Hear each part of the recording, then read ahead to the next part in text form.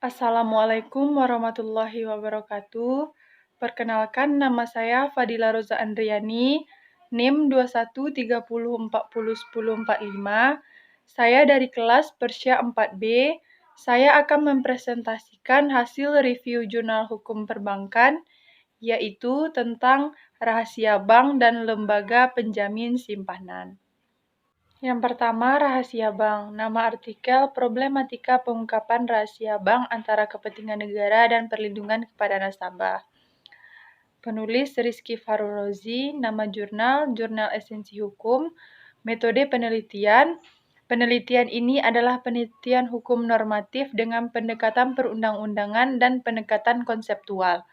Penelitian ini juga menggunakan data primer, yaitu data yang diperoleh langsung dari responden atau narasumber, yang terkait dengan problematika pengungkapan rahasia bank antara kepentingan negara dan perlindungan kepada nasabah. Rumusan masalah, bagaimana penerapan rahasia bank sebagai bentuk perlindungan hukum kepada nasabah. 2. Bagaimana problematika pengungkapan rahasia bank antara kepentingan negara dan perlindungan kepada nasabah. 3. Bagaimana hak tolak bank untuk membuka rahasia bank. Hasil penelitian yang pertama, penerapan rahasia bank sebagai bentuk perlindungan hukum kepada nasabah. Penerapan rahasia bank sebagai bentuk perlindungan hukum kepada nasabah dibedakan menjadi dua, yaitu perlindungan hukum preventif dan represif. Yang pertama, perlindungan hukum preventif. Perlindungan hukum preventif yang dilakukan oleh bank berkaitan dengan data pribadi nasabah tentunya harus sesuai dengan peraturan yang berlaku. Peraturan khusus yang berkaitan dengan ini diantaranya pasal 9-11 Peraturan Bank Indonesia nomor 7/6/PBI tahun 2005 tentang transparansi informasi produk bank dan penggunaan data pribadi nasabah. Selain itu, pasal 40 ayat 1 Undang-Undang Perbankan mengemukakan bahwa bank wajib merahasiakan keterangan mengenai nasabah penyimpanan dan simpanannya, kecuali dalam hal sebagaimana dimaksud pasal 41, 41A, pasal 42, pasal 43, pasal 44, dan pasal 44A Undang-Undang Perbankan. B. Perlindungan hukum represif. Perlindungan hukum yang bersifat represif yaitu perlindungan hukum yang dibuat untuk menyelesaikan suatu sengketa yang dapat menimbulkan suatu kerugian. Perlindungan ini tergolong dalam perlindungan langsung yang diberikan kepada nasabah penyimpan dana terhadap kemungkinan timbulnya risiko kerugian dari kegiatan usaha yang dilakukan oleh bank. Adanya ganti rugi ini merupakan bentuk perlindungan represif secara perdata. Selain itu, bentuk perlindungan represif secara pidana kepada pihak bank yang diwakili oleh anggota Dewan Komisaris atau direksi, pegawai bank, atau pihak terafiliasi. Dapat dikenakan pidana penjara sekurang-kurang 2 tahun dan paling lama 4 tahun, serta denda sekurang-kurang 4 miliar dan paling banyak 8 miliar rupiah. Yang kedua, problematika pengungkapan rahasia bank antara kepentingan negara dan perlindungan kepada nasabah. Problematika pengungkapan rahasia bank antara kepentingan negara dan perlindungan kepada nasabah harus dilakukan secara seimbang, agar tidak timbul opini publik bahwa seolah-olah rahasia bank sudah tidak relevan lagi keberadaannya.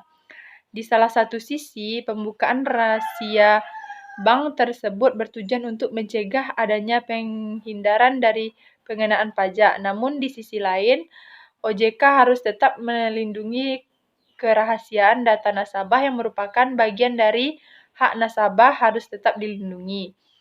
Upaya OJK dalam memberikan perlindungan hukum terhadap rahasia perbankan pasca dikeluarkan Peraturan OJK Nomor 25 POJK 03/2015 pada prinsipnya tetap mengacu pada peraturan perundang-undangan yang berlaku. Perihal sampai batas nama OJK melindungi rahasia bank, bahwa OJK memberikan perlindungan terhadap rahasia bank sampai batas yang ditentukan oleh undang-undang. Karena dalam hal ini OJK tidak boleh bertindak di luar kewenangan yang diberikan undang-undang. Yang ketiga, hak tolak bank untuk membuka rahasia bank. Prinsip kerahasiaan bank adalah suatu prinsip yang mengharuskan atau mewajibkan bank untuk merahasiakan segala sesuatu yang berhubungan dengan nasabah penyimpanan yang sudah merupakan kelaziman yang dunia perbankan wajib dirahasiakan. Kewajiban bank untuk merahasiakan mengenai nasabah penyimpanan simpanannya dapat dituang secara eksplisit atau implisit dalam kontrak yang dibuat oleh pihak nasabah. Hal ini berarti meskipun kewajiban merahasiakan tidak dicantum secara eksplisit dalam kontrak, tidak menjadi bank terlepas dari ketentuan kerahasiaan. Karena dalam melaksanakan suatu perjanjian harus didasarkan pada azas itikat baik dari pihak-pihak. Dapat dinyatakan bahwa bank menolak untuk membuka rahasia bank berdasarkan hubungan konseptual antara bank dengan nasabah. Menurut pasal 1338 KUA Perdata, perjanjian mengikat bahwa para pihak yang membuatnya tetap tidak mengikat bagi pihak ketiga. Dalam hal ini termasuk negara sebagai pihak ketiga. Yang kedua, lembaga penjamin simpanan. Judul artikel Perlindungan Hukum Terhadap Nasabah, kaitannya dengan lembaga penjamin simpanan. Penulis Tadevin Sweetkar Putri. Nama jurnal, Jurnal Hukum Kenotariatan. Metode penelitian. Metode penelitian hukum pada umumnya membagi penelitian atas dua kelompok besar, yaitu metode penelitian hukum normatif dan metode penelitian hukum empiris. Dalam penelitian ini digunakan penelitian hukum normatif, di mana sesuai dengan pendapat Peter Mahmud Marzuki, yaitu untuk memperoleh suatu doktrin-doktrin untuk mengkaji suatu permasalahan hukum yang terjadi. Rumusan masalah. Yang pertama, bagaimana pengaturan tentang perlindungan nasabah bank kaitannya dengan lembaga penjamin simpanan. Yang kedua, bagaimana perlindungan hukum terhadap nasabah atas simpanan yang tidak dijamin oleh lembaga penjamin simpanan. Hasil penelitian, yang pertama, pengaturan tentang perlindungan nasabah bank kaitannya dengan lembaga penjamin simpanan. Dalam rangka menambah tingkat kepercayaan masyarakat, baik yang berkaitan dengan pendanaan maupun kegiatan bank lainnya, jadi negara menerapkan sistem penjamin simpanan yang ditentukan secara eksplisit.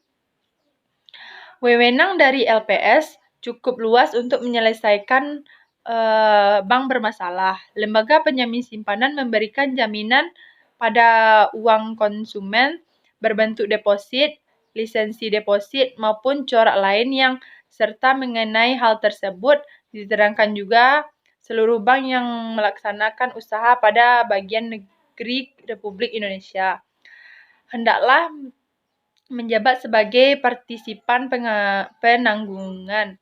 Maka yang menjadi tugas sentral LPS merupakan menjamin simpanan nasabah. LPS juga berguna untuk menata keselamatan kesehatan bank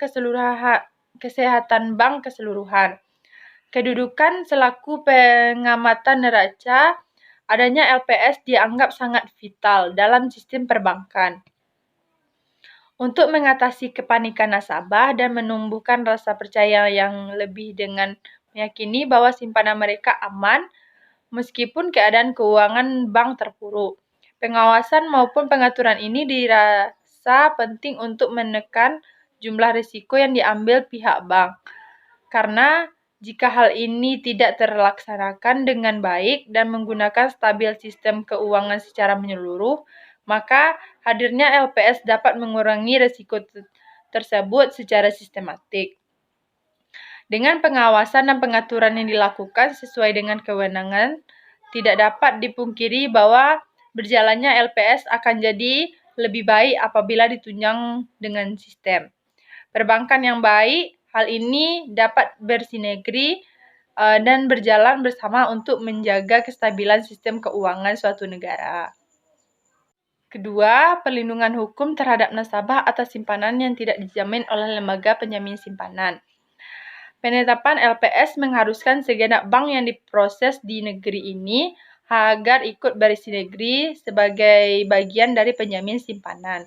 Maka dengan hal itu, kewajiban untuk menjamin simpanan yang awalnya dibayarkan bank melalui premi pada LPS akan dialihkan sebagai kewajiban LPS untuk menjamin simpanan ketika bank tersebut gagal.